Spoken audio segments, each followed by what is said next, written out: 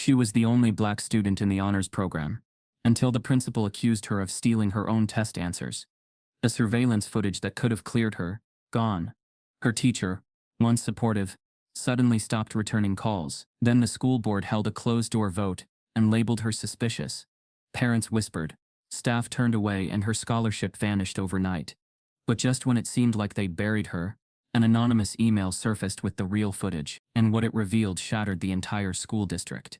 Before we deep dive into this interesting story, subscribe to our channel, and tell us where are you watching from. Share in the comments below. The click of metal echoed across the marble courtroom floor like a gunshot. 2 silver handcuffs, standard issue, cold and indifferent, snapped around the wrists of Commander Talia Briggs, a black woman in full Navy dress uniform, her posture flawless even under pressure. She stood with shoulders squared and jaw clenched. Her dark eyes remained unblinking as the bailiff gave her wrists one final tug, locking them in place. The whispers started slow, rising like a wave in a stadium. Is that her? No way, she's the SEAL sniper, right? I thought she was some kind of hero. A woman in the front row dropped her pen. A man in uniform leaned forward, eyebrows arched in disbelief. Someone took a photo, then another. The light from the camera flash stung Talia's eyes, but she refused to blink. She had learned long ago, when under fire you never blink. But this was not a battlefield. This was a military courtroom in Virginia. And somehow, this moment cut deeper than anything she'd ever faced in Kandahar, Mogadishu, or the countless black site missions that never made it to CNN. The presiding military judge, Colonel Michael Duran, adjusted his glasses, stone-faced and unmoved. He hadn't acknowledged her service record, or the silver star pinned to her chest. His opening remarks were short, cold.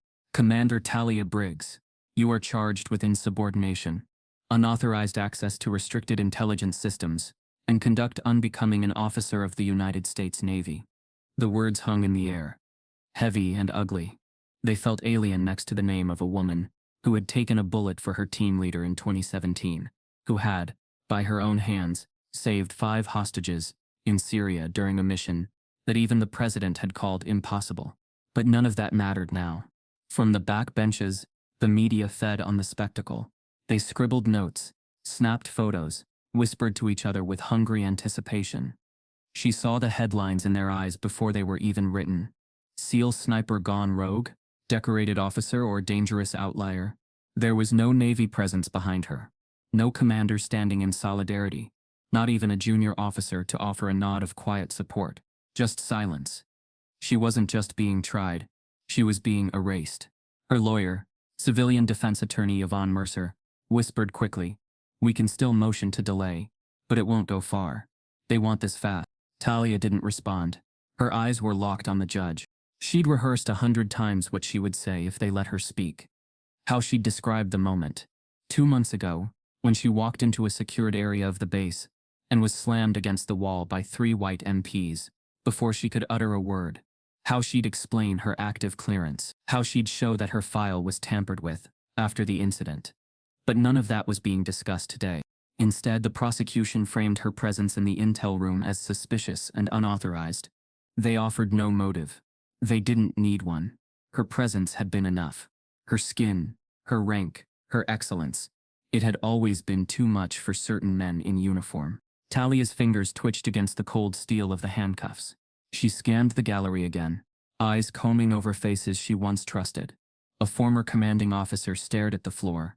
A teammate looked through her like she didn't exist. One woman, an ensign she had mentored, offered a fleeting glance before turning away, ashamed or afraid. Talia couldn't tell.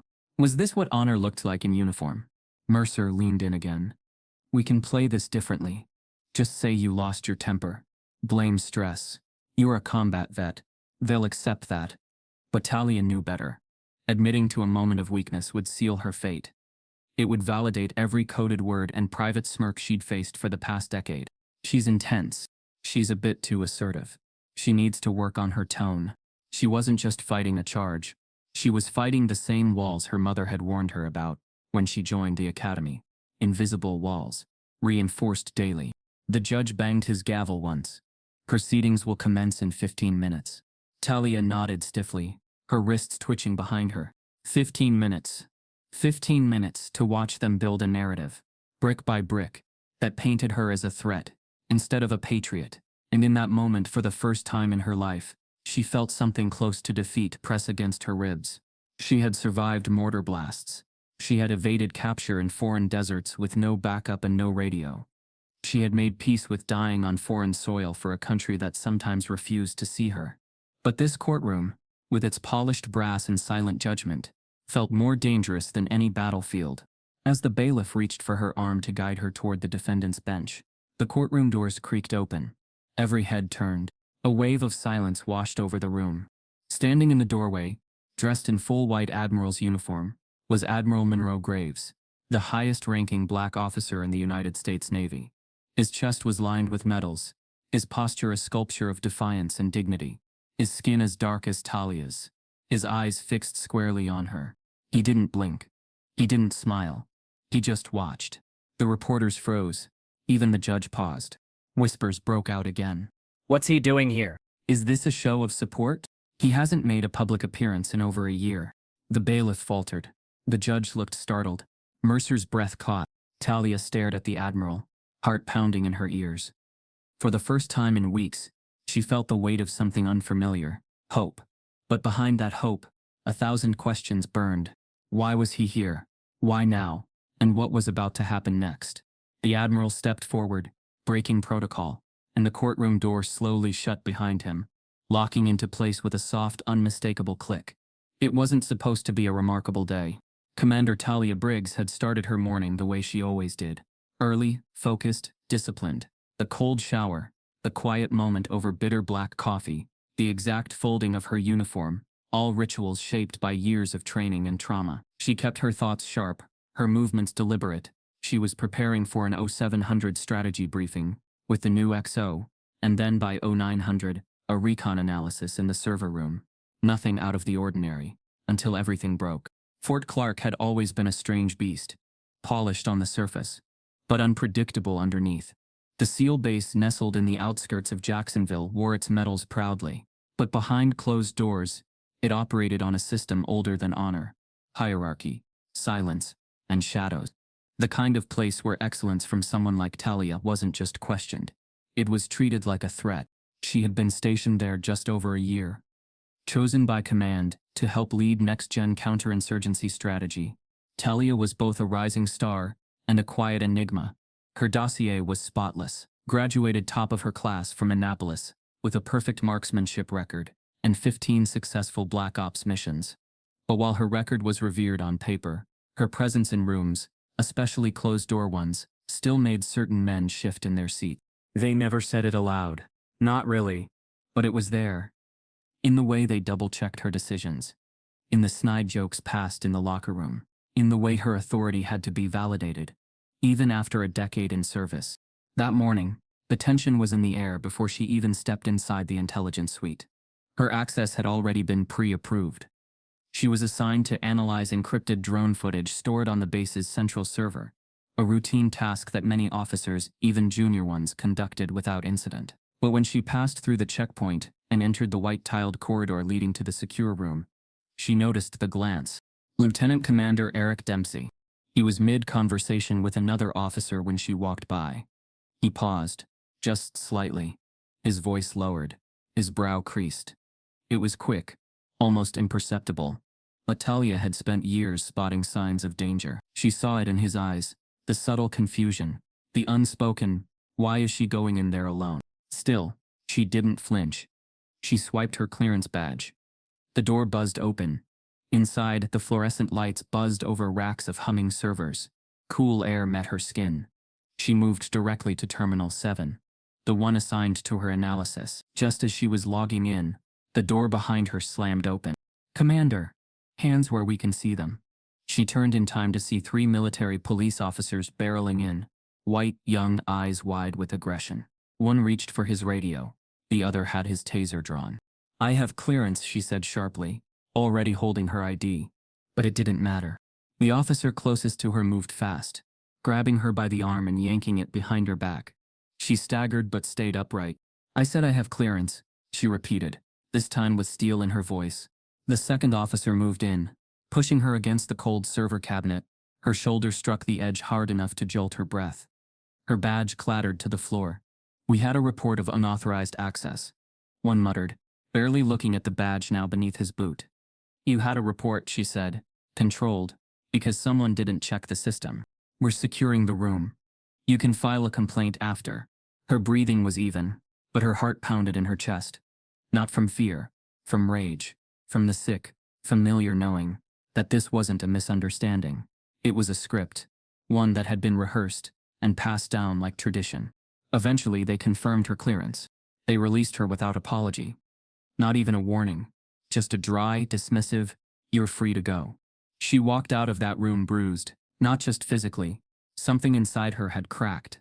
Later that day, she filed a formal report through the chain of command. The response was clinical, dismissive. They labeled it a procedural misfire. But the real injury came when she saw the internal email thread, accidentally attached to an unrelated update. It included a conversation between Dempsey and two other officers. They referred to her presence as irregular and questioned whether she's been fully vetted for this level of access. One line hit her harder than any blow. "Just saying, she moves around here like she owns the place." It wasn't about clearance. It never had been. It was about a black woman in a white system, carrying herself without apology. That's what had triggered them. By 1700 hours, she knew the storm had only just begun. Whispers traveled faster than truth, in places like Fort Clark. By the time she returned to her quarters, several of her team leads had already gone silent, texts unanswered, doors closed. The air was shifting. She sat on her couch in full uniform, unmoving. Her shoulder ached, her temple pulsed. She stared at her boots, clean, polished, perfectly aligned on the rack. They hadn't seen the sand in weeks. How did it come to this? Her mother had always warned her. "You can be the best, baby, but they'll still make you prove you belong." Every room, every time. But this time felt different. This wasn't just about disrespect. This felt like a setup. She pulled out her laptop, began documenting the entire incident, timeline and all, screenshots, call logs, voice memos. Every detail, every deviation. Her instincts told her the story wasn't over. And she was right, because just past midnight, someone knocked on her door. Not a loud knock, just one sharp, precise tap. She opened it slowly. No one there. But on the ground sat a small manila envelope. No return address. No markings. She picked it up, hands trembling slightly now. Inside was a single piece of paper. Typed. Centered. "They've been planning this." And under that message, barely visible in the bottom corner, a date, 3 weeks from now. The date of her court-martial. From the outside, Fort Clark looked pristine, symmetrical buildings wrapped in beige and blue. The American flag whipping in the wind over the main HQ. Soldiers marched with rhythmic precision. Salutes were crisp. The landscaping looked borrowed from a college campus brochure. Everything screamed discipline, tradition, and national pride. But underneath, in the offices, the lounges, the after-hours mess halls, there was a different rhythm, one you had to feel to recognize, one that pulsed beneath every promotion decision, every unexplained transfer, every locker room comment that started as a joke and ended as a warning. Talia had always sensed it. She'd been in the military long enough to recognize institutional coldness. But Fort Clark had a particular weight to it. Not overt, not loud, but sharp-edged and ever-present. Nearly every command photo lining the corridor walls bore the same legacy. White men, white uniforms, same smiles. Only 2 black officers had ever led a unit at Clark in over 30 years. Neither stayed longer than 18 months. One retired early. The other had simply disappeared from the records, his name never mentioned again. Among enlisted ranks, black and brown service members shared quiet conversations during 0200 guard duty shifts, or in the far corners of the base gym. Words like "know your lane" or "don't get too comfortable" weren't in the manual, but everyone knew them. It was Mateo Cruz, a junior intelligence analyst barely a year out of Annapolis, who reached out to Talia first. It started with a sticky note on her desk. No name, just a time and a room number. At first she assumed it was misdirected, but the handwriting matched another she'd seen in a shared intel draft. Mateo was careful like that. They met late in a barely lit auxiliary supply room, tucked behind the drone operations hangar. Mateo wore civilian gym clothes, but his eyes were sharp, scanning even the shadows. "I saw what happened," he said quietly. "In the server room." Talia folded her arms. I didn't realize Intel analysts worked security. I don't, he replied, but I monitor breach response logs. Your clearance was valid. Timestamp was synced. But the alert, that came from a manual override. Her breath slowed. You're saying someone triggered a security alert on purpose? Matteo hesitated, then nodded. He pulled out a small flash drive. There's more. I wasn't going to say anything, but then I saw the email string attached to the follow-up. He handed her the drive. Back in her quarters, alone, Talia plugged it into her locked personal laptop. The files were carefully archived, not just logs, memos, meeting summaries, private messages between officers. The most damning one was short. A memo dated 2 weeks before her server room incident. Subject: Command Clearance Audit Proposal. Note: Commander Briggs, recommend priority review of all operational access. Ensure protocol alignment. Discuss quietly. No formal complaint. No justification. Just a note suggesting that her presence be reviewed quietly. The language of institutional sabotage. Other messages were worse. Jokes disguised as tone checks. One referred to her as the Black Sniper Queen, and another simply read, "She's going to walk in like she runs the damn Navy next." She leaned back, nausea churning in her stomach. This wasn't about one incident. This was infrastructure. Over the next several days, Matteo continued feeding her drops of information. Each message came indirectly.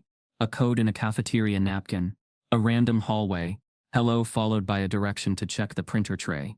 They never met the same way twice. Matteo was cautious. He had reason to be.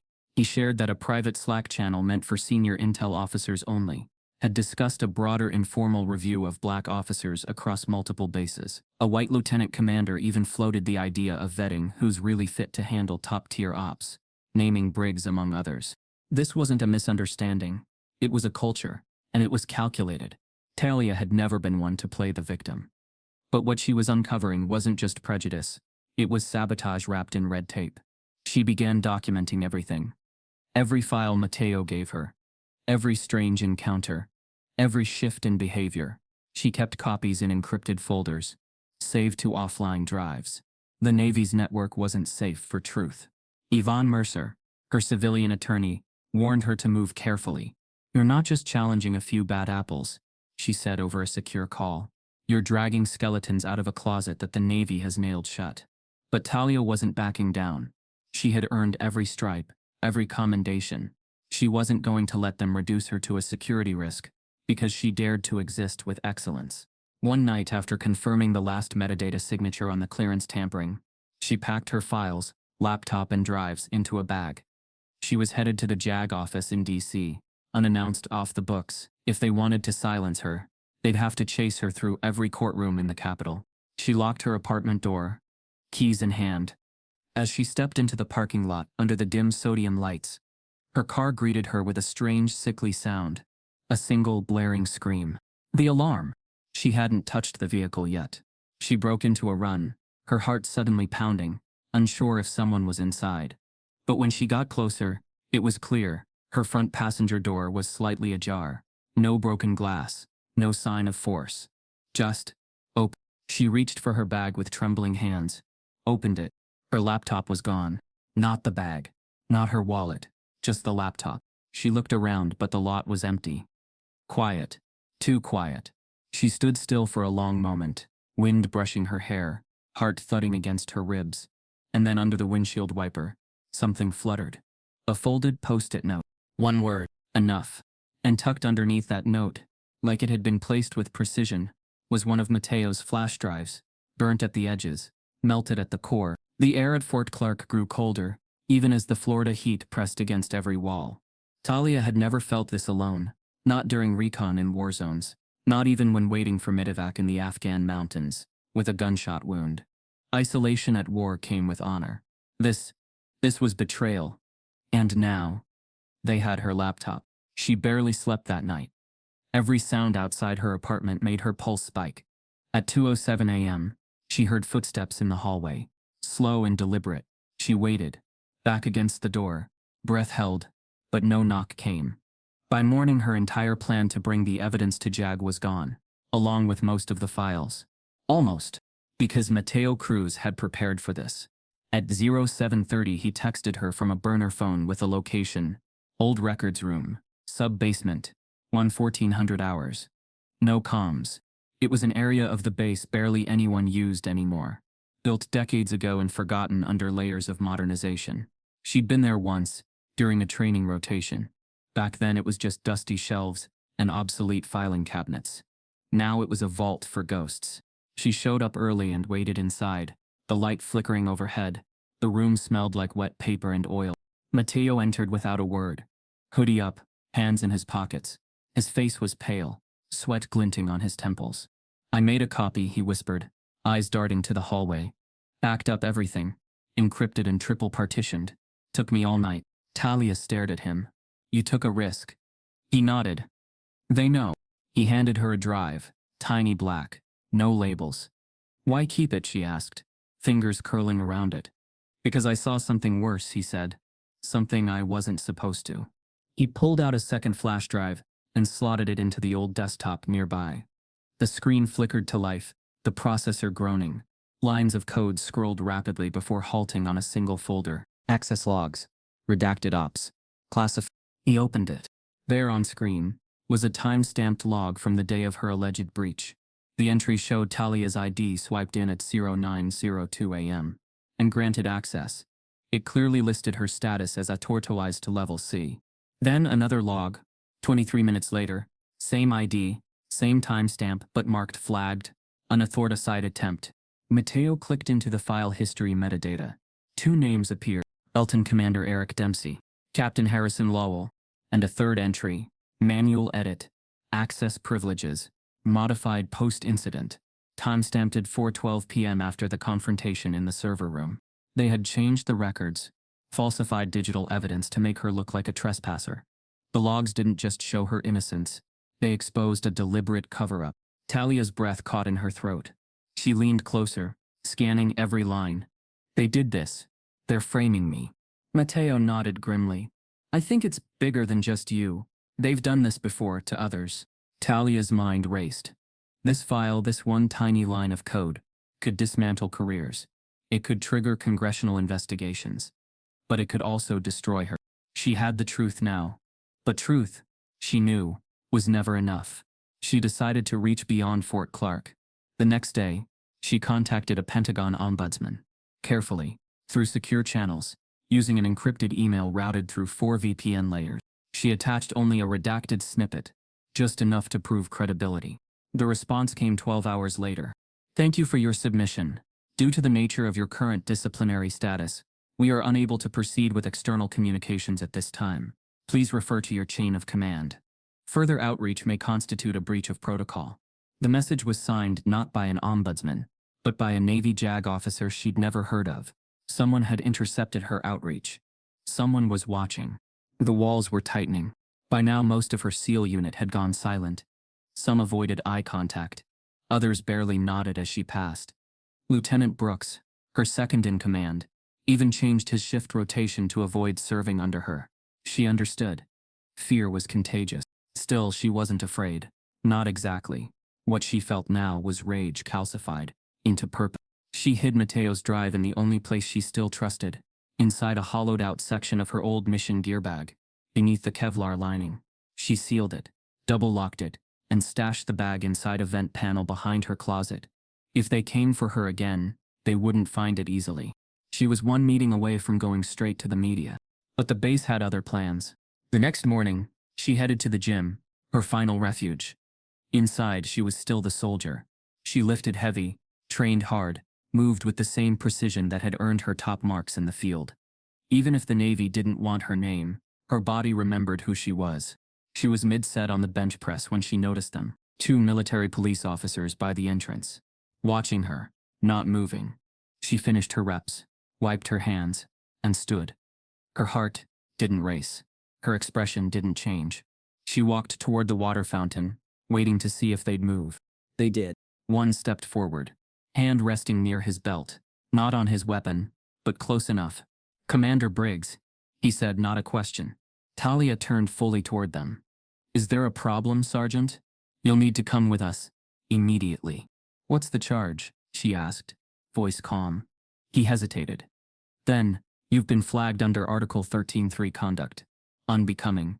Orders from command. Behind her the gym fell quiet. Soldiers paused mid-rep. A group of younger recruits near the mats stopped stretching. One whispered something. She caught the tail end of it. That's her. The sniper they're taking down. As the cuffs clicked again around her wrists, this time slick with sweat and humiliation, she met every eye in the room. Not with shame. With fire. They were making a spectacle. This wasn't about process. It was punishment by exposure.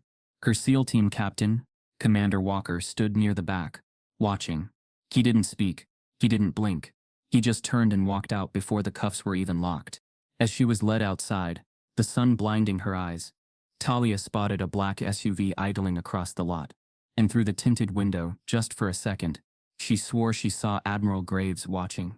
The gym doors clanged shut behind her, and for a moment, Talia hoped the world might stay silent, just for a little longer. But news travels faster than sound, especially when the subject is a decorated black female SEAL commander reduced to headlines. By mid-morning, her arrest had become the metric that news networks measured every military story against. Her custody photo, her expression taut, disbelieving, spread across screens. Overlaid text read, "Commander Briggs charged with breach of conduct. Shots fired backfires," titled one cable presenter, voice quivering with sensationalism. Another referred to her as unstable, parroting anonymous sources who had never served alongside her, but suddenly knew every subtle moment of her career. Aggressive, uncooperative, a liability in uniform, they said.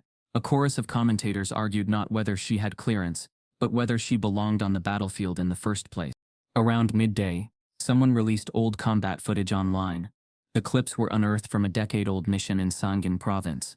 Talia stormed through a compound under fire, her eyes like twin flares of white-hot determination. She barked commands, moved through the chaos, carried her wounded team member across rubble and blood. But in the montage, they stripped context and looped the most intense frames, setting them against ominous soundtracks. The narrative spun quickly. Instead of a hero saving lives, she was edited to look like a war criminal, reaping destruction. It wasn't about whether she fired the wrong shot. It was about convincing millions she had always been dangerous, even when she'd been saving survivors. By early afternoon, social media had become a digital lynch mob. One meme read, "Sniper snaps backlash," or breakdown. Another tweet cruelly speculated, maybe she finally misplaced her tone. A Reddit thread exploded, comments viciously debating whether women like her should have authority. Each swipe brought another blow to her identity. Her professionalism smeared, her honor questioned, her existence contested. She saw the messages, not just from strangers, from people she'd once called friends. A direct message from Lieutenant Brooks blinked unread in her chat. "Sorry you're going through this." That was it. No further explanation. She knew what it meant. He had removed their friendship. At 2 p.m., she texted Commander Walker, "I need your help." He read it, never replied. The silence from her own chain of command was deafening. Her phone buzzed again, this time an email from her mother, marked urgent, from Lenora Briggs. Subject, "Don't let them win. Talia, I hear what they're saying, and I know it's loud. But you are stronger than any lie they tell about you. You've carried more weight than this world ever saw. And still you stood tall. Remember that. I'm with you. Every step until they admit the truth. Mama." Tears welled in her chest. She blinked them away, not out of strength but because the fight was draining her more than any battlefield wound ever had. By evening, the televised coverage had multiplied. Pundits debated whether a hostile SEAL symbolized a broken system. Every statement came with a hidden agenda. Few asked the right question. How could this happen to someone who saved lives? Inside her darkened apartment, the only light flickered from her laptop, which she hesitated to open. Weeks of evidence, carefully collected, perched inside like a bomb without a pin. She typed one search. Pentagon Review, Commander Briggs leaked footage. No result. It was as if her truth had been erased from every server. She remembered the second flash drive Mateos melted at the edges, and shut her eyes. She hadn't dared plug it in yet. Fear and hope warred inside her. Fear that it would fast-track her to confinement. Hope that it might finally break the story they were trying to bury. At 9 p.m., the doorbell rang. She hadn't expected anyone. The soft rattle startled her. She opened the door to find no one there. just a digital security printout from her base-issued laptop, slipped under the frame. The document showed her official arrest date and time. Below it the words typed in bold: Operation Narrative. Override. Authorized. She recognized that phrase. It was the internal classification code, used only when narratives were being rewritten from the top. It meant this was deliberate, flagrant manipulation. Her breath hitched. Then, an alert. A new email in her inbox came from anonymous vet @seal.bus. Subject line: I served with you in Kandahar. I know the playbook. She stared. Opening it revealed a single sentence. They tried this on me too. And I survived. You will too. She swallowed. Cold. Just as she began to type a reply, another message popped in. Meet me tomorrow. Same place we lost Raymond. Her heart thundered. Raymond had been her radio tech in Kandahar, died in an ambush after his transmission was cut too soon. Talia had promised him she'd keep going. She had carried his memory through every mission. Now someone was invoking him. She sat in the darkness, trembling. The phone glowed in her hand like a lifeline. And a curse. Was it a trap? Was someone out there trying to help, or setting her up for more? She closed her eyes. Raymond's name echoed in her mind. The notification from that anonymous email hovered on her screen. Tomorrow, Talia realized. She had a choice. Follow the lead, and perhaps find an ally or risk walking into something designed to end her. The address in the anonymous email led her to a forgotten overlook, just outside base perimeter, once part of a training route, now fenced off and half overgrown. Talia arrived just after dawn, heart steady but guarded. The wind moved through the sparse Florida pines like a whisper too low to hear. She waited, still wearing civilian clothes, eyes scanning the horizon like muscle memory. A slow crunch of gravel behind her broke the silence. He stepped into view, broad shoulders, sun-worn face, limping slightly. She knew that limp. She'd seen it drag through mud in Afghanistan, stubborn and bloody. The man who emerged from the haze wasn't a ghost, but he carried one. David Hensley, she said, arms crossed. He stopped a few feet away, his voice raspy but certain. You remember, I never forget who held the line. David gave a small, humorless smile.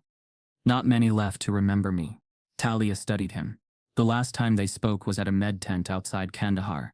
He had been furious, red with betrayal, after being ordered off the field for reporting a white officer's racist threats. Within weeks he'd been pulled from the unit, stripped of rank and pushed out under a dishonorable discharge. She'd never seen him again. Until now.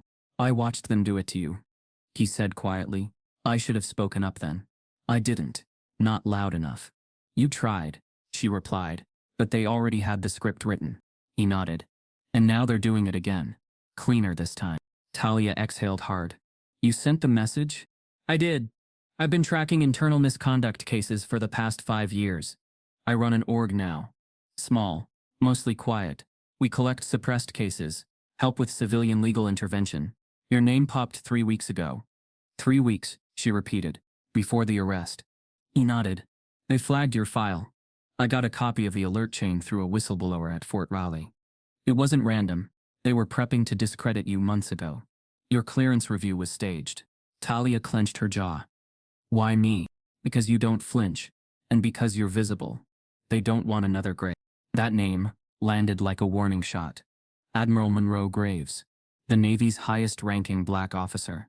A man known for busting internal review boards and burying more than a few bigots' careers. He was both feared and mythologized. If Talia had a protector, it would be someone like him. But Graves hadn't called, hadn't reached out. Only that single unreadable appearance during her hearing. You've seen Fort Clark's pattern? David continued. 17 complaints in 6 years. All buried. He reached into his messenger bag and pulled out a folder. Physical copies, dog-eared and raw. This one's from a pilot who was grounded after calling out racial epithets on his squad's group chat. Never flew again. This one, an engineer. She found a noose in her locker, told to drop it or face reassignment. Talia flipped through them slowly. Different names, same pattern.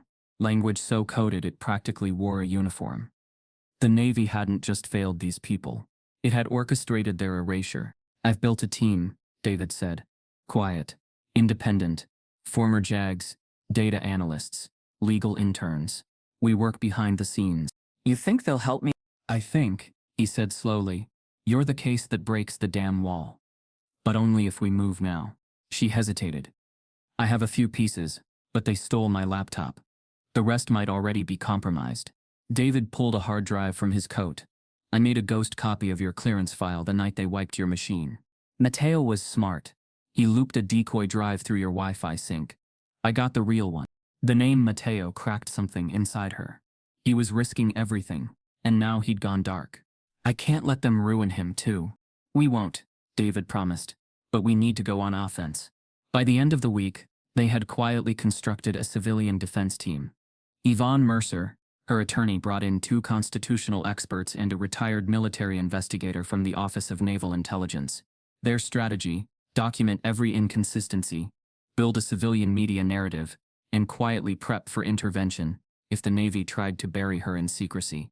But before they could file their motion to request open court proceedings, her court date was moved up, drastically, from 60 days to 4. It arrived in an official envelope on base letterhead. Per the urgency of the matter and the implication of potential security threats, this case is being expedited. The language was surgical, but it reeked of suppression. They're trying to burn you before the fire spreads, Mercer muttered, reading the motion. David, flipping through the administrative logs, froze. There's more.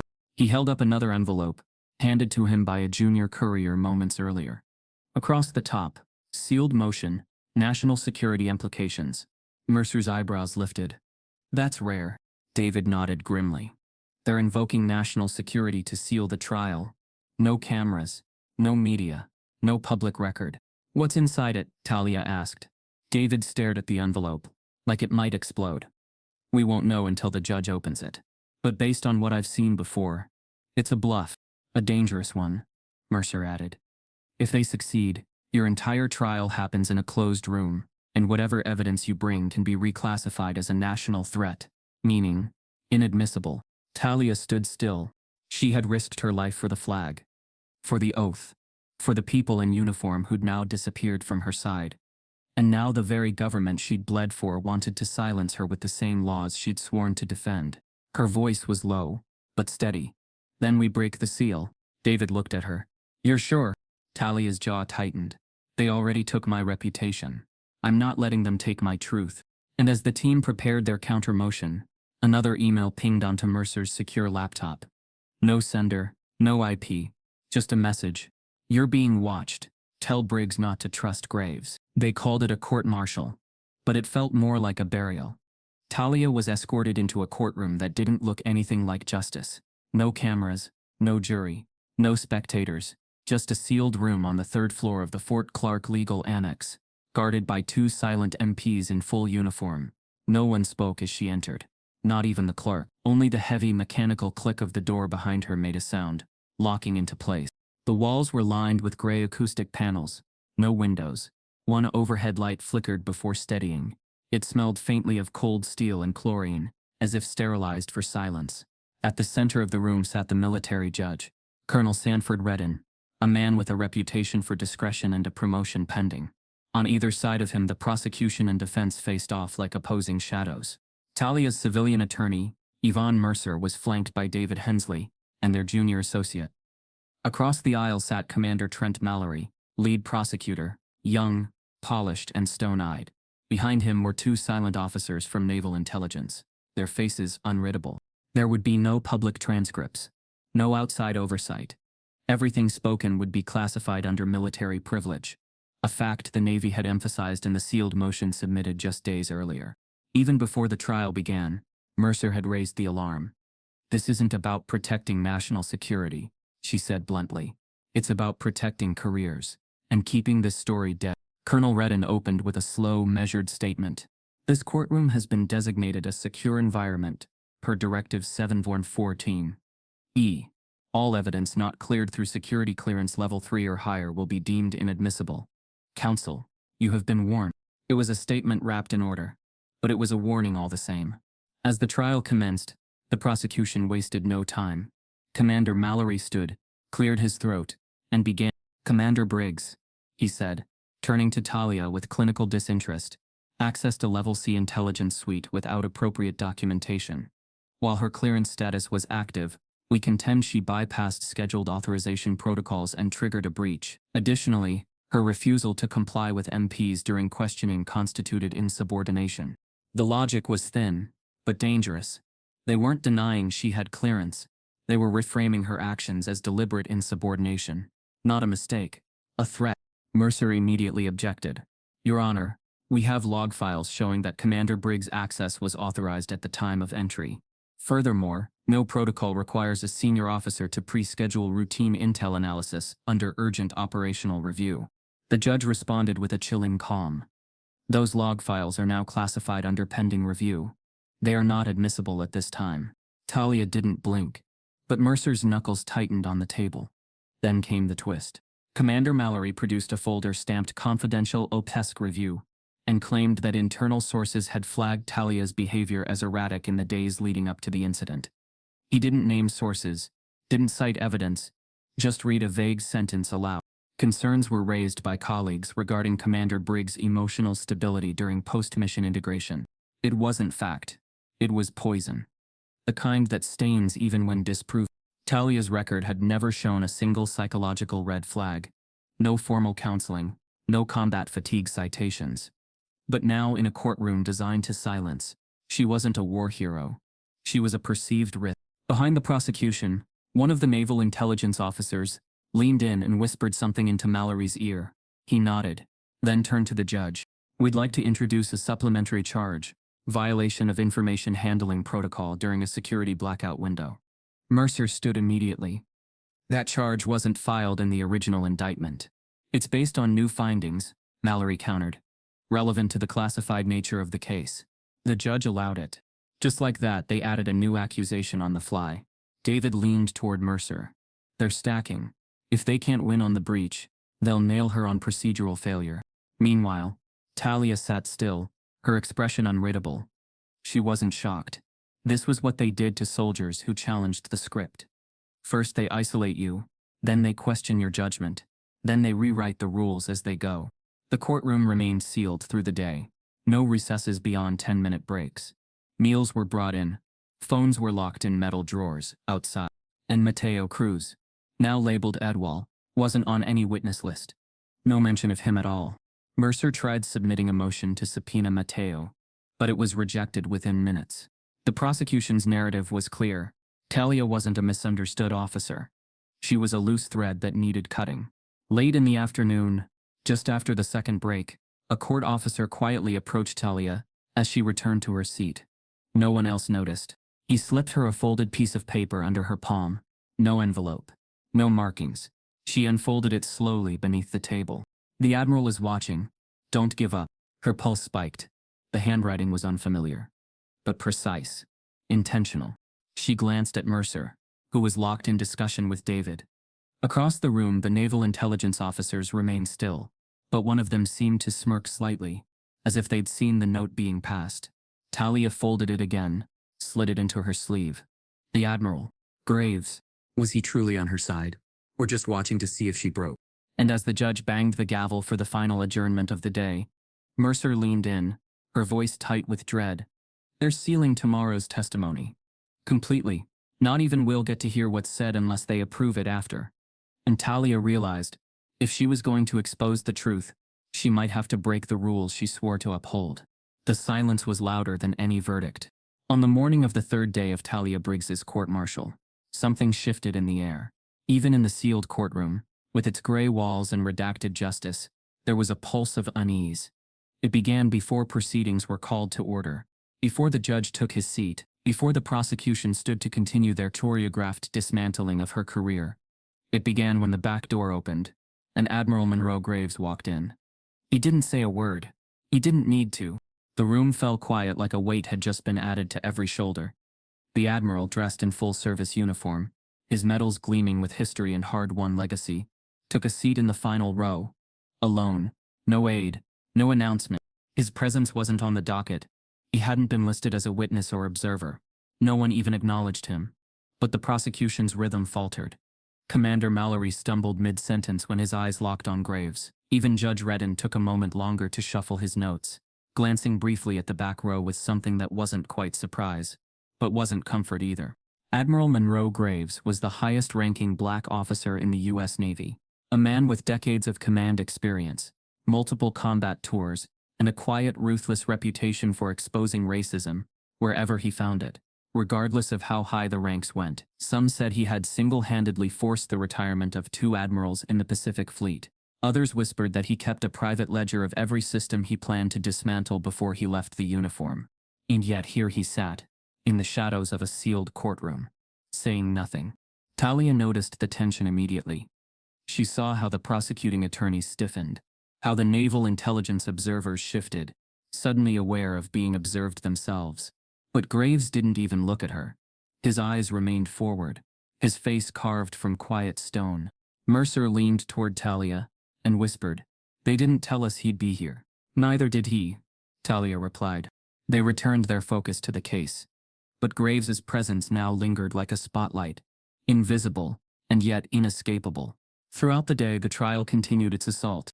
The prosecution reintroduced statements from unnamed officers, alleging Talia had become combative during briefings. One described her leadership as too forceful, another questioned her emotional stability under pressure. All anonymous, all unverifiable, all conveniently vague. Mercer objected repeatedly, arguing that these were character assassinations without evidence, but the judge allowed them, citing command perception as admissible context. "They're trying to bury her under bias," David Hensley muttered. "Standard tactic: build a wall of perception so thick, no one questions the facts." But Graves remained silent, even when the prosecution misquoted her record, even when they failed to mention that 2 of the officers who accused her had previously been under review for discriminatory conduct, even when Mercer attempted to enter Mateo's recovered logs as evidence and was immediately blocked due to classified operational status. He watched. He didn't intervene. And that silence, for Talia, became its own kind of torture. Because she had looked up to him, admired him. She knew his history, his battles, his scars. He had broken through the highest ceiling in the Navy, made room for others like her, or so she thought. Was he here to monitor justice, or to watch her fall? At lunch recess, the whispers began. 2 JAG officers, in the hallway, murmured behind closed lips. "Is he here to shut it down?" "Nah. Graves doesn't babysit." "Then why hasn't he said anything?" Because silence, Talia thought, was sometimes louder than a statement. And silence from a man like Graves, who had built a career on challenging silence, was deafening. Back in the courtroom, Mercer requested again that Talia be allowed to testify. It was her right, her opportunity to speak on her own behalf, to tell the truth that had been twisted beyond recognition. Judge Redden considered for a long moment. Then, "Request denied." The words landed like a slap. Mercer stood. "Your Honor, respectfully, the defense is entitled to present the accused's account. She is under review for potential security violations." Redden interrupted. "Her testimony may include restricted information. Until that's cleared, the court cannot allow it. But the prosecution has been allowed to speculate on her intentions, her character." "The court has ruled," Redden said, cold as steel.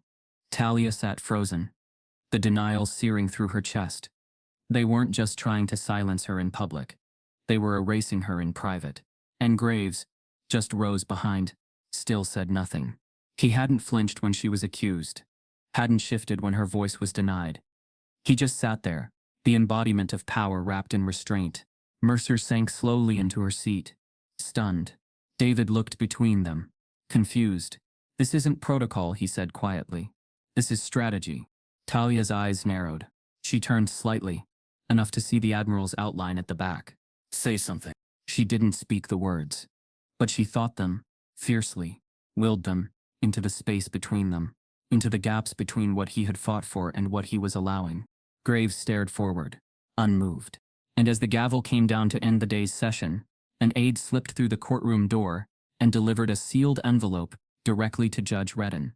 He opened it, read in silence, and then looked up slowly, his face unreadable. "The court will reconvene at 0800 tomorrow for a classified witness motion," he announced. No names, no hint, but Graves stood up as if on cue and walked out without a single word. Talia Briggs sat at the defense table, fists clenched beneath the polished oak. Her face, outwardly composed, masked a volcano beneath the surface. Her silence was no longer strategic. It was enforced, Court had resumed, but she had not been called. Again. The motion the judge referenced the previous day was revealed in full that morning. A classified witness motion filed not to support Talia's case, but to formally bar her from testifying under the grounds of operational national security threat. It came in the form of a gag order. Signed, sealed, enforced. The ruling was unprecedented for a court-martial of this nature. Colonel Redden read it aloud without a hint of discomfort.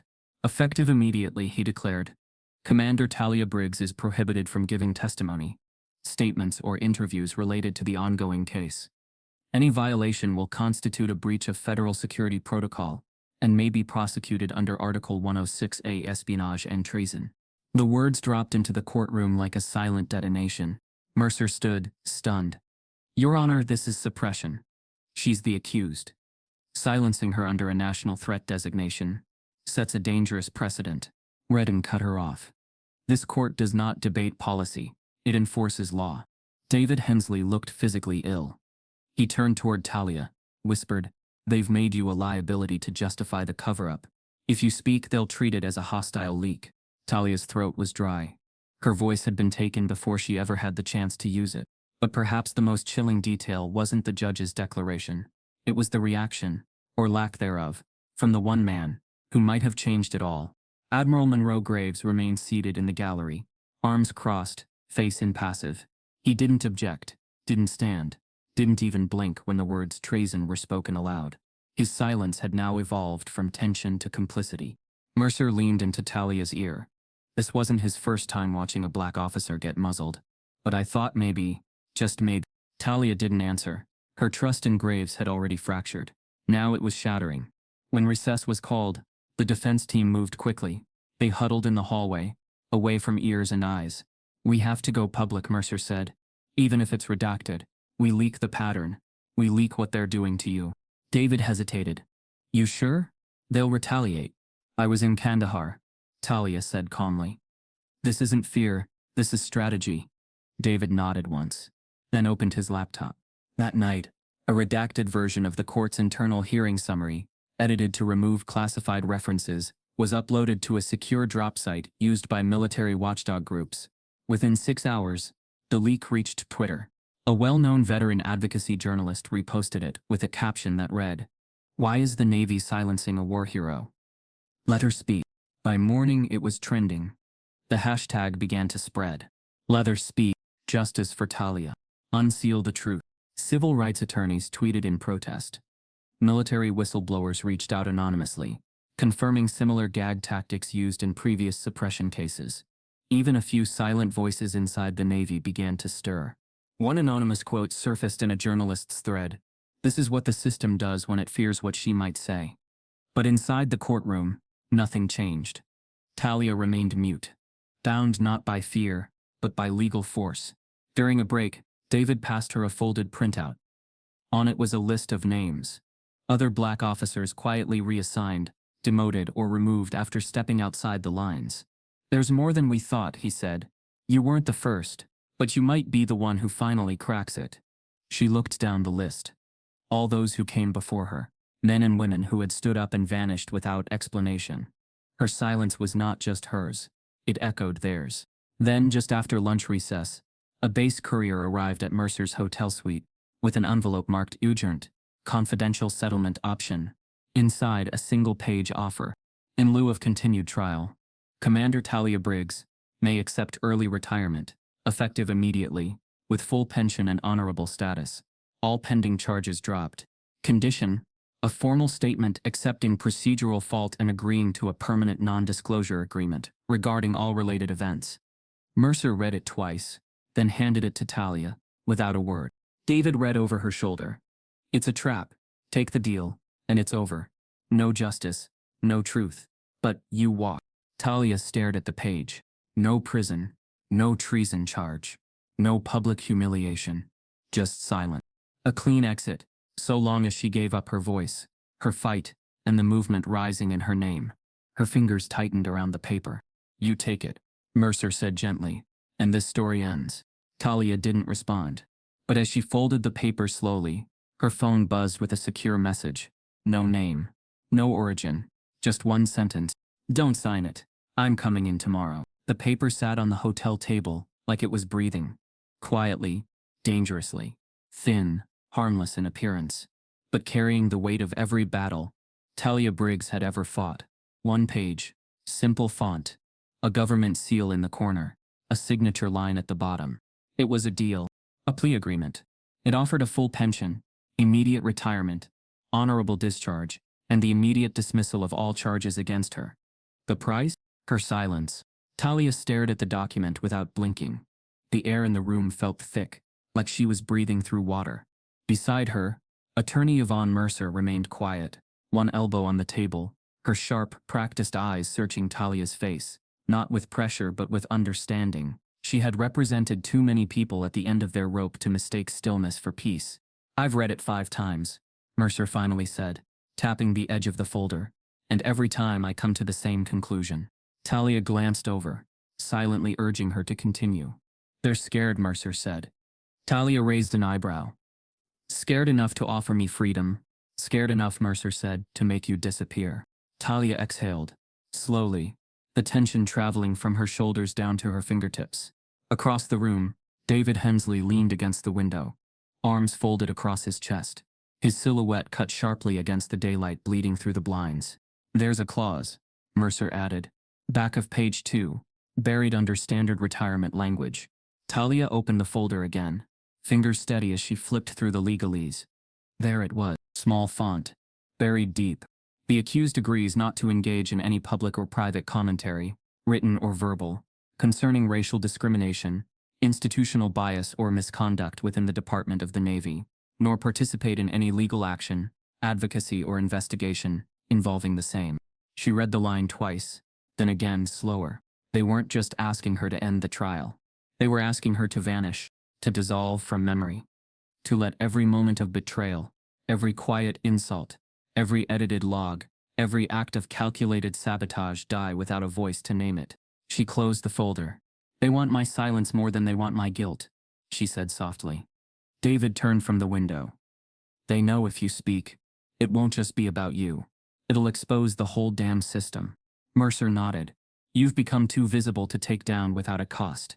But if they can buy you off, erase your testimony, and close the door before anyone else walks through, then they win. Talia didn't speak. Her mind flashed to the courtroom. The endless parade of accusations dressed in policy. The unseen edits to her record. The prosecution's smugness. The judge's indifference. And above it all, the silent presence of Admiral Monroe Graves, seated in the back row watching, never once intervening. She couldn't shake the feeling that his silence was heavier than the prosecution's words. What happens if I don't sign it? She asked finally. David replied first. They'll come for you harder. Push for the maximum. Leak more footage. Paint you as unstable. They might even go after Mateo if he resurfaces. And if I do sign it, Mercer hesitated. You walk away. Honorable. Pension intact. No jail. But.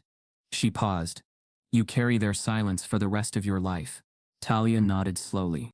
She picked up the folder and walked to the window. Outside, traffic moved normally. Civilians passed by, unaware that in this room a war for truth was being fought. Not with bullets or uniforms, but with clauses and silence. Her phone buzzed. A text from her mother. Mom, please take the deal, baby. It ain't worth your soul. Walk away. Talia stared at the screen. Her mother had always been her compass. A retired Army nurse who had served in 2 deployments, buried friends, treated enemies, and returned to a country that still mistook her dignity for defiance. She had raised Talia to be proud, but not suicidal. Talia began typing a reply. Stop. Deleted the message. She turned to Mercer. How long do I have? 24 hours, Mercer said. They want an answer before the next session. Talia nodded, then walked into the adjoining bedroom, closed the door behind her. For the next hour, no one spoke. She stared at the ceiling fan as it rotated in lazy circles. Her mind moved faster than the blades. Kandahar, Syria, Fort Clark, Mateo's missing face, Raymond's name on a wall.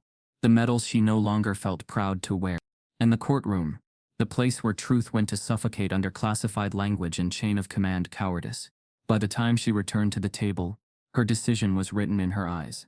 Mercer didn't need to ask. I'm not signing it, Talia said. David closed his eyes, releasing a slow breath, a mix of relief and dread. Mercer, ever composed, simply nodded. Then we push forward, all the way. I'll finish what they started, Talia said. They want to make me invisible. Let's make them unforgettable. As the words left her mouth, her phone buzzed again. A new message. No sender. No number. Don't sign it, I'm coming in tomorrow. Talia froze. David leaned in. Who's it from? Talia didn't answer. She stared at the screen, then turned it around. Mercer's eyes widened. You think it's Graves? I think, Talia said. He's finally ready to stop watching. The next morning arrived like a storm. Talia walked into the courtroom dressed in full uniform, creased, polished, intentional. She sat at the defense table with her shoulders high and spine straight. No fear, just focus. The prosecution looked relaxed until they saw her, until they realized she'd come back. No signed deal. No surrender. The murmurs started before the judge arrived. Quiet glances exchanged, confused frowns, as if they'd planned the next move without considering she might survive the last one. Then the doors opened, and Admiral Monroe Graves walked in. But this time, he didn't sit. He walked to the front of the room, past the gallery, past the prosecution, past the guards. He stopped before the judge's bench and removed his officer's cap. I request to speak, he said clearly, his voice reverberating through the sealed courtroom. Under oath. Everyone stopped breathing. Even the judge. Even the prosecution. Even Talia. For the first time in the entire proceeding, the courtroom didn't know what came next. Judge Redden blinked, visibly rattled, then nodded slowly. So noted, Admiral. You may approach the stand. And as Graves took the oath, hand raised, eyes locked on Talia, everything that had been silent was about to scream.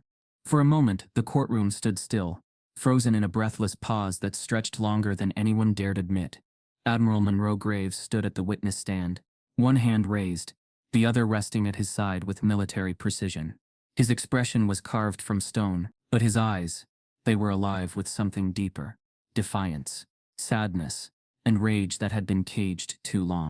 I, Admiral Monroe Anthony Graves, he began, his voice low but unwavering, swear to tell the truth, the whole truth, and nothing but the truth. The words were ceremonial, but the weight behind them was not. Colonel Redden looked down from the bench, visibly uncomfortable. You may proceed, Admiral. Graves took a moment. He didn't look at the judge. He didn't look at the prosecution. He looked directly at Commander Talia Briggs. When I first met Talia Briggs, he began. She was 24, youngest SEAL team analyst in the Pacific Theater. She was precise, relentless, and she didn't blink under pressure. I followed her career closely, not because she was the only black female sniper in her unit, but because she was one of the best I'd ever seen. And I've seen a lot. A quiet murmur rippled through the courtroom. But over the years, he continued, I watched something else. I watched her get passed over. I watched her questioned, doubted, sidelined, even when she outperformed her peers. Commander Mallory, the prosecutor, shifted in his seat. His co-counsel leaned forward, whispering urgently. But Graves didn't stop. I started investigating her case long before this trial began, he said. Because I've seen this before. Many times. Too many. The Admiral reached into the inside pocket of his coat and pulled out a thin black folder. This is a sealed internal review, he said, holding it up. Conducted by the Office of Naval Oversight. It includes over 60 complaints of racial bias within operational command structures across 4 bases, Fort Clark among them. All filed by officers of color, all closed without resolution. The courtroom stilled again. Mercer sat forward sharply. David Hensley's eyes widened. Graves opened the folder, removed a few pages, and read aloud. Commander Briggs demonstrates a need to recalibrate her leadership tone, shows a tendency to be assertive in environments requiring diplomatic navigation, requires reevaluation of access to sensitive operational domains. He looked up. Those aren't performance critiques. They're coded racism, institutionalized, and dressed up as leadership language. And they weren't written by outside observers. They were written by senior officers in her own chain of command. Colonel Redden hesitated. Admiral, you're testifying to internal Navy matters. I am, Graves interrupted. Because this is no longer just about Commander Briggs. He placed the entire folder on the table beside him. Fort Clark has been under formal observation for 18 months. The oversight team I appointed, found systemic tampering of access logs, selective enforcement of clearance audits, and a pattern of removing rising black officers from leadership tracks under administrative recommendations. The words hit like gunfire. Mercer leaned toward Talia. "That's it," she whispered. "He's cracking it open." But Graves wasn't finished. He turned toward the prosecution. "I also have documentation that shows the logs used in this case against Commander Briggs were altered after the incident by 2 officers currently stationed at Clark, names redacted in this court, but not in this file." Mallory shot to his feet.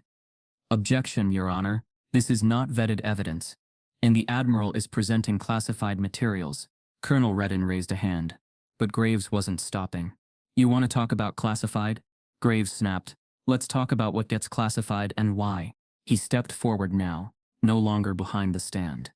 "For years I've watched good men and women, officers of color, have their careers quietly ended by whispered complaints, bad paper trails, manipulated reviews.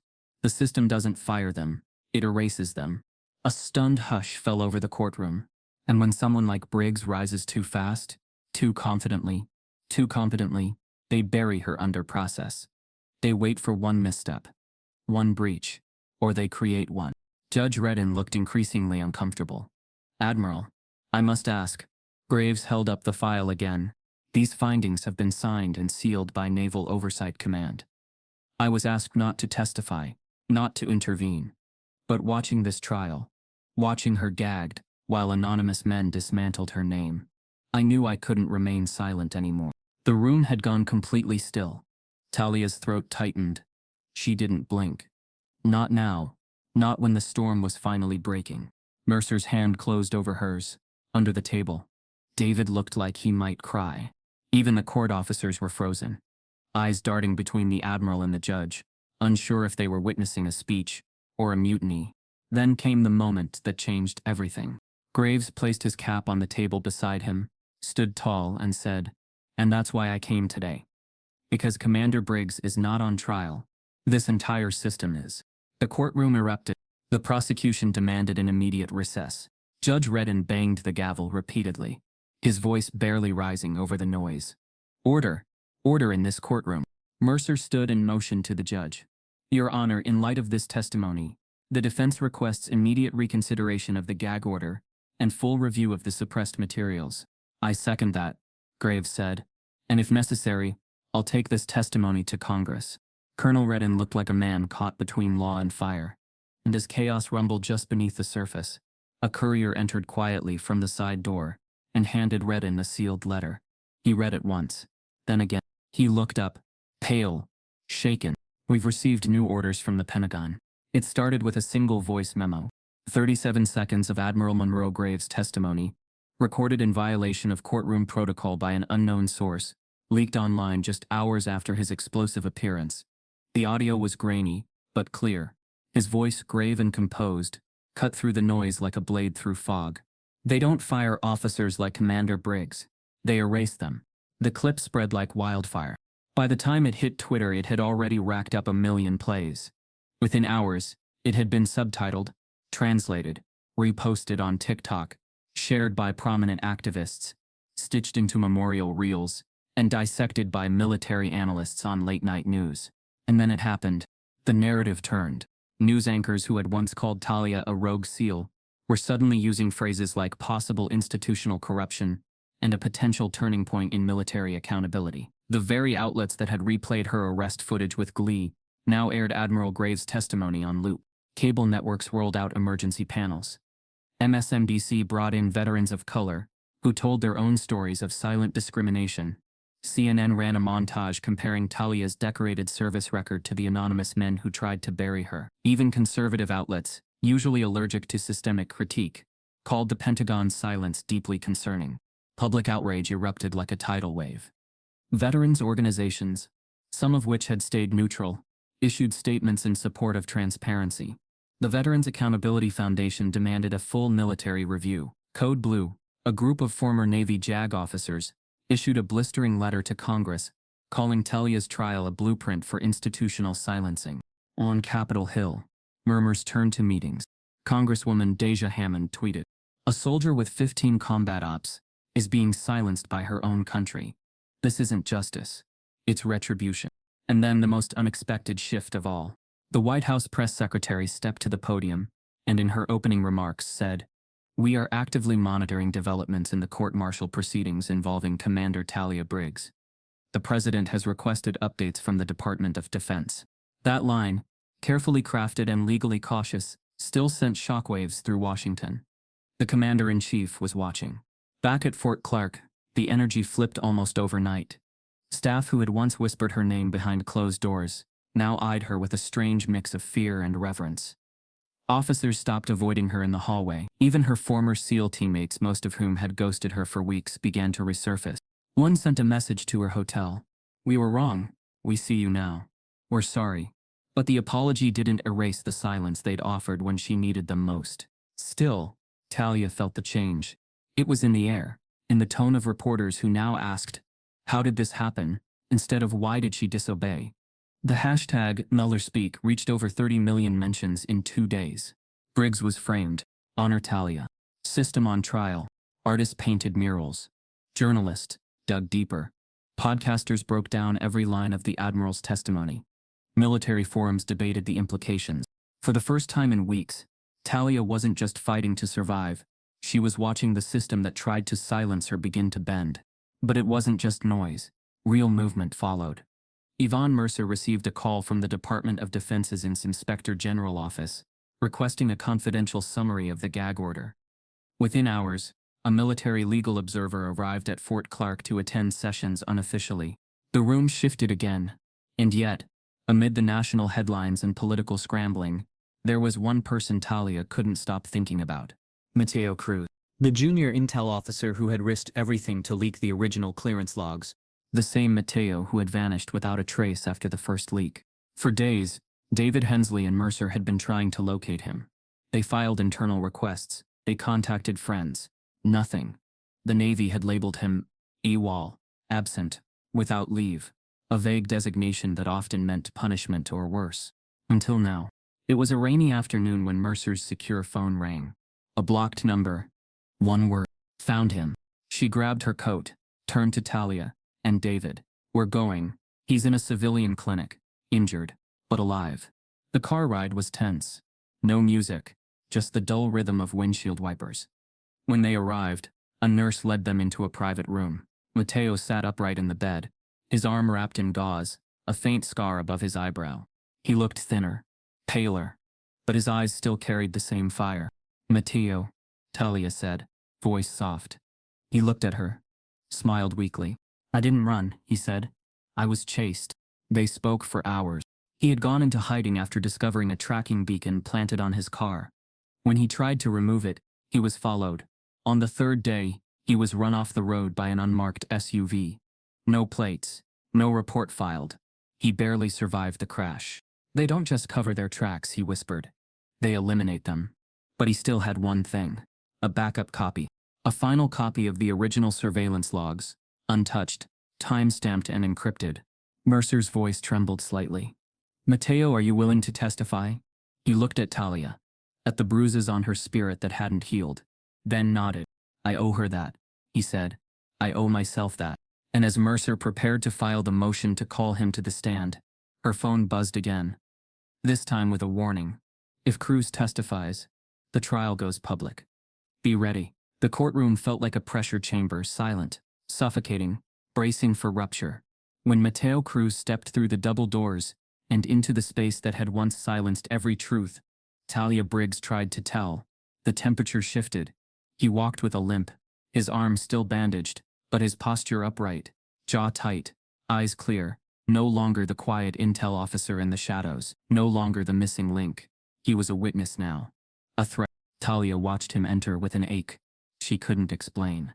Relief and fear twisted together in her chest. Mateo gave her a brief nod. Small but real. The prosecution stared at him like he was a ghost. For weeks, they'd insisted he'd gone AWOL, claimed he was unavailable for questioning. And now here he was, walking into court alive, alert, and holding the one thing they'd hoped had been buried. The truth. Judge Reddin's voice was unusually stiff. "Mr. Cruz, you understand the consequences of your testimony, that what you present today, may be used in ongoing federal inquiries. I do, Your Honor, Matteo said. You're under oath, the judge continued. Perjury will not be tolerated. I'm not here to lie, Matteo said flatly. That's already been done enough. He sat. Mercer approached the witness stand and nodded. Please state your occupation. Former junior intel analyst, Fort Clark SEAL Base. Level C clearance, drone division, surveillance operations. And why were you removed from your post? I wasn't removed, Matteo said. I ran, after I found a hidden directive to fabricate a breach report tied to Commander Briggs. The prosecution objected.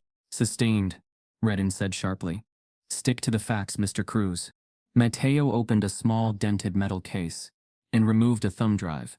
This is the original log. No edits. Pulled directly from the server before the breach alert was triggered.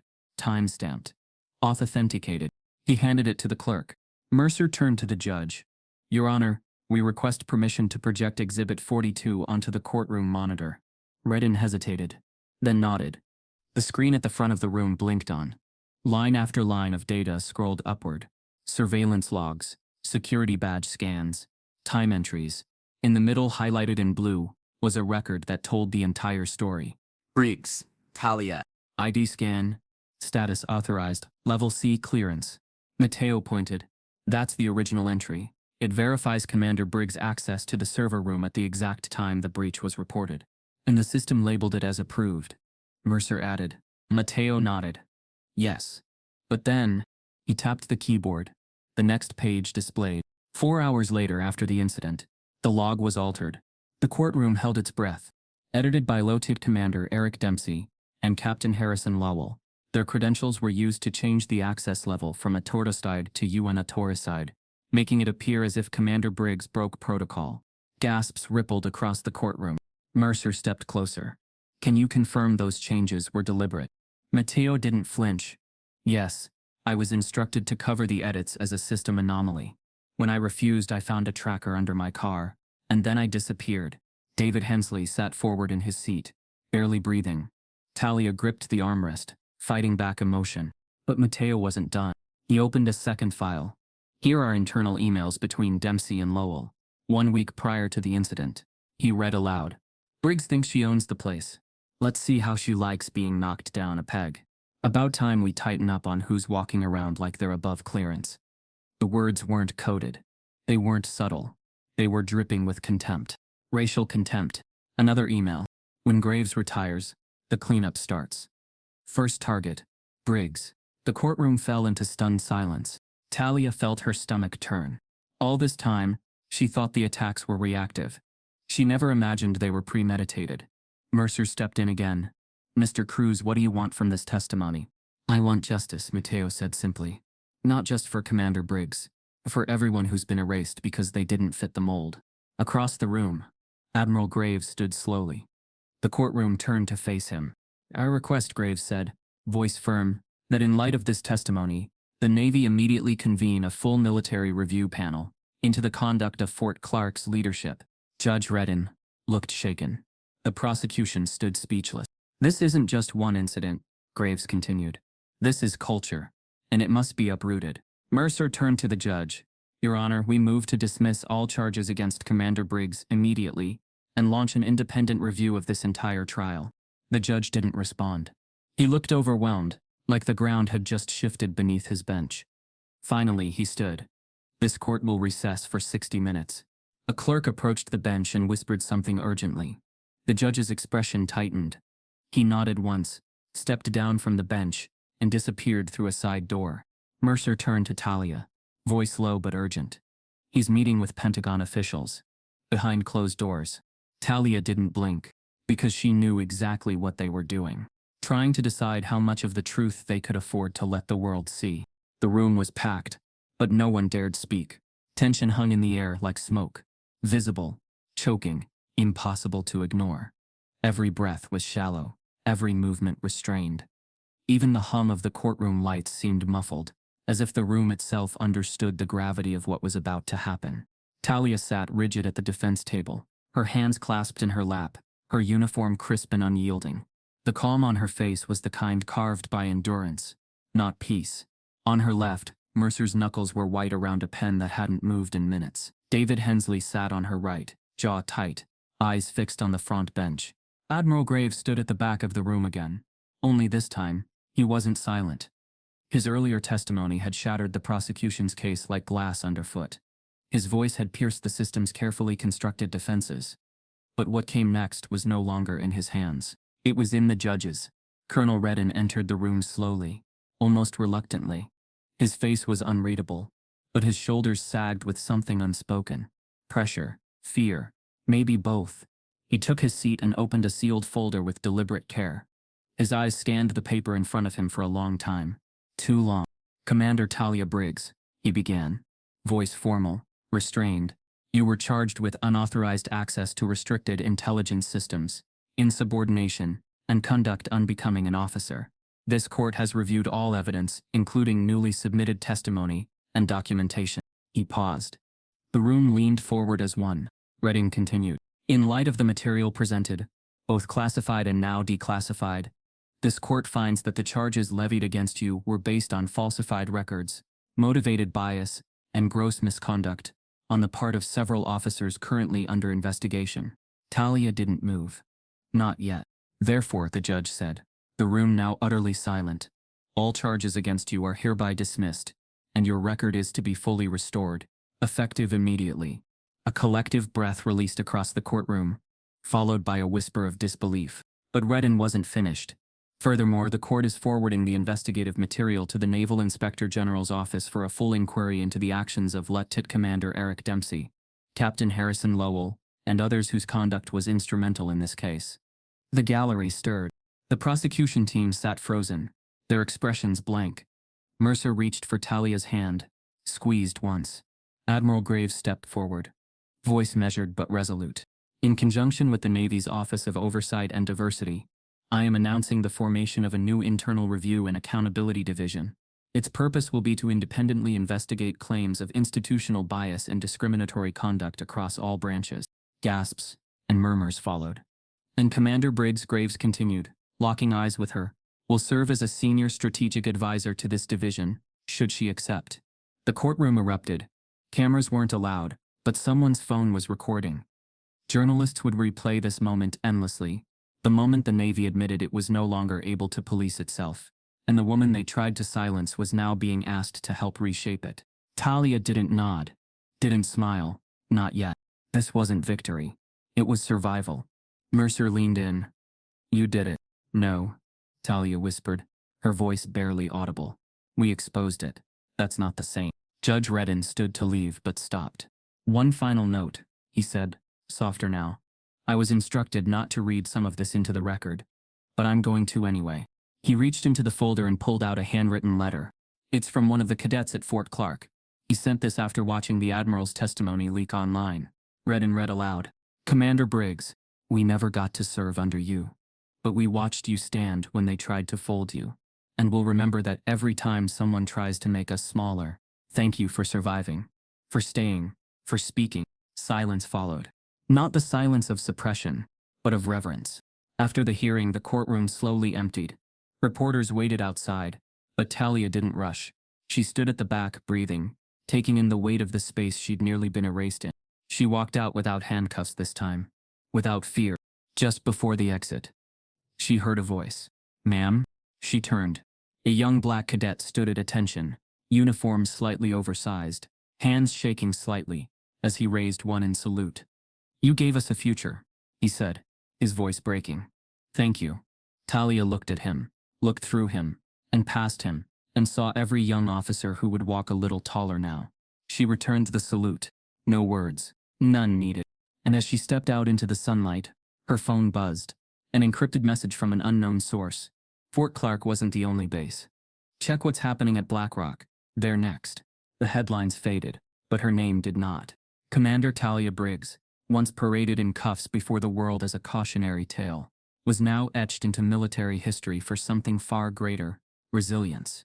The Navy tried to erase her. Instead, they elevated her into a symbol, not of rebellion, but of reform. In the months following the trial, policies began shifting. Not fast, not loud, but deliberately. Talia didn't disappear into comfort. She didn't cash out, or walk away. Instead, she walked back in, through the same doors that had once closed in her face. This time, not as the accused, but as a force of accountability. Her story became mandatory reading at SEAL officer training. Case File 18-7. United States v. Commander Talia Briggs. Ethical failure in command oversight. Cadets debated it in classrooms. Senior officers sat in briefings discussing bias-aware protocol restructuring. A once taboo topic, race and rank, was now written into the syllabus. Impossible to ignore. Talia, meanwhile, worked from inside. As a senior advisor to the Navy's new Internal Oversight Division, she reviewed complaints with the sharp eyes of someone who knew what it felt like to be silenced. She didn't flinch when reports mirrored her own story. She didn't soften her voice to make the brass more comfortable. She asked hard questions, pushed for transparency. Many tried to call her a hero. She refused the title. "I'm not a hero," she once said in an interview. "I was a warning." And they almost buried it. That interview went viral. Again, she was invited to speak at the Naval Academy, at West Point, at congressional hearings on military justice reform. But she was never interested in applause. Talia knew the system didn't change because of inspiration. It changed because of pressure. And pressure required presence. So she stayed. Admiral Monroe Graves, her silent witness turned unexpected ally, officially retired the following spring. On his last day, he handed Talia a folded note. "We carried the weight. You'll carry the light. Make them uncomfortable." She never spoke of what else was said between them. But after his departure, the culture around her began shifting. Slowly, stubbornly, but it shifted. Talia finally released her memoir, Silent Fire: Fighting Racism in the Ranks, written with precision, fury, and grace. It was a controlled burn, exposing the inner mechanics of her trial, her betrayal, and her resolve. It climbed bestseller lists within days, not because it was sensational, but because it was undeniable. In one chapter, she wrote, "They framed my leadership as a threat, but I never wanted control. I wanted clarity. I wanted to lead without apology for the body I inhabit, and the voice I was born with." Veterans wept reading it. Cadets underlined it. Mothers sent her letters. But Talia never saw herself as finished. Because justice for her wasn't a courtroom decision. It was continuity.